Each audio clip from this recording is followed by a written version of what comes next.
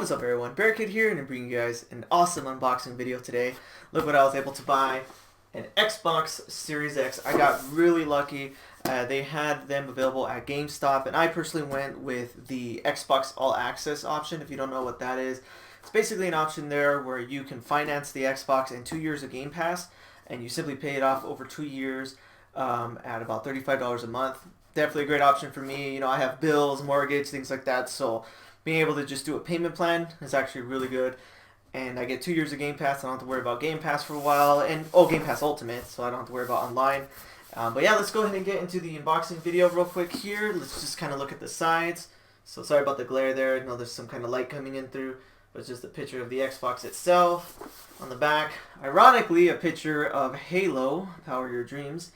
One of my dreams is to play Halo Infinite, but unfortunately it is not available. But let's go ahead and just take the little bit of specs there if you guys want to pause. I don't know if it's a little blurry, but it just gives the details on the specs of the device itself. So let's go ahead and go in here. I already cut off all the tape because I just hate doing the tape. So wow, okay, actually let me flip it around. It looks much better from where I'm seeing here. So essentially, look at that. Wow, looks really cool. Oh, kind of like getting all up in my face here. But actually I'm going to go ahead and stand here so you guys can take a look. But look at that. So essentially, Power Your Dreams. The Xbox is kind of like displayed in a really cool fashion, the way it kind of like comes at you as soon as you open the box. So really cool, really cool. So let's go ahead and get into the kind of the beginning part here, where at the top of the box, essentially we're going to have just basic things like always.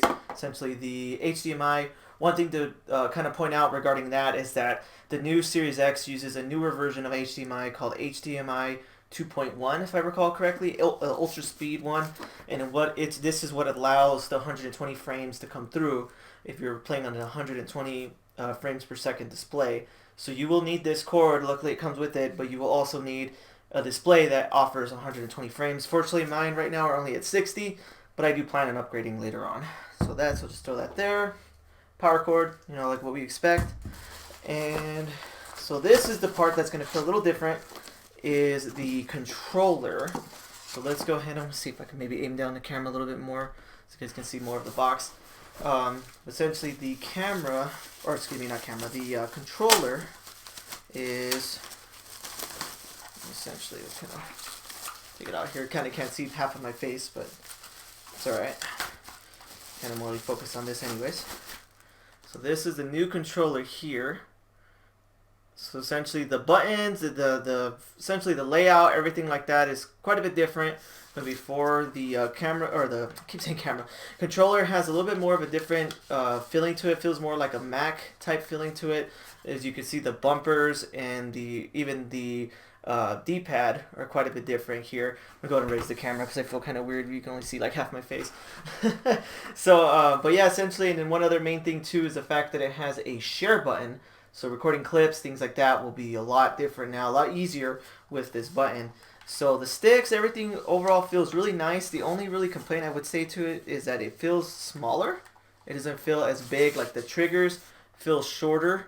I don't know if you can see that there, but it's kind of hard with my fat finger in the way.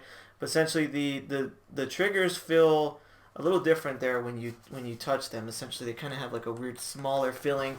But I guess that would probably be better for if you're using like a gun in like Call of Duty or something where you got to tap the, real fast. So if the trigger's shorter, it probably makes a big deal. Probably helps out a lot. So put the controller down. Of course, the controller runs on AA batteries. But before anybody says anything about that, it comes with batteries, by the way. But before anyone says anything about that, one thing I just want to say is I don't mind that it runs on batteries because of the fact that I've used the same charge and play kit on my Xbox One for years. I'm kind of hoping I can use the same one on the Series X controller, but if not, the good news is I can still use my Xbox One controllers for now.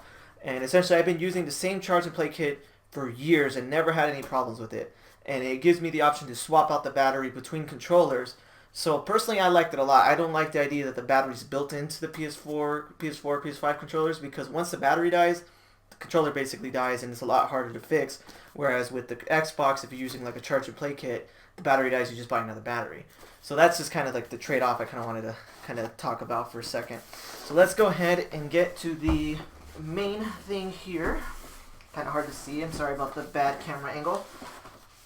Oh, this thing is not light. This console is pretty heavy. It feels like a giant hunk of metal.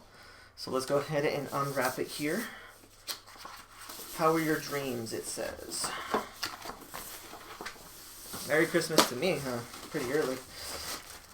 So that is the console here. Wow. This thing does not feel light. This thing has a bunch of power packed into it. It feels like I'm carrying a big hunk of metal, but it's actually pretty cool. I like that. So essentially that is the Xbox Series X. So I'll kind of start from the top and go down. Power button. So essentially one thing is that it tends to be more built for standing up, as you can see the way the device is made here, and even has essentially a little stand built into it, so it's good to stand up. Me personally, I like to lay it horizontally. I'm going to be laying my console horizontally, which way. Oh, it's going to be this way actually. Yeah, like that. So that's how I'm going to have mine, and even to kind of indicate which way to go, it has little rubber feet at the bottom here, as you can see. So essentially that's how I'm going to be laying my console, because I always lay my consoles horizontally. I never stand them up. Because I don't know, I'm just kind of weird like that. And essentially the top here, we got the vent. People were kind of saying that it's a light. It's not a light, it's just kind of like painted in on the side. You can kind of see it as I move it around there.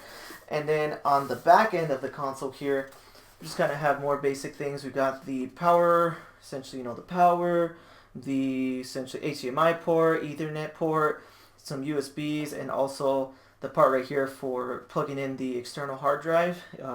For you guys, just so you guys know, the way it works here with the Series X is that it does not really use normal external hard drives. You can, from what I heard, you can plug them in via USB and load basic like games like Xbox 360 games, Xbox One games, basically backward compatible games you could use with older hard drives.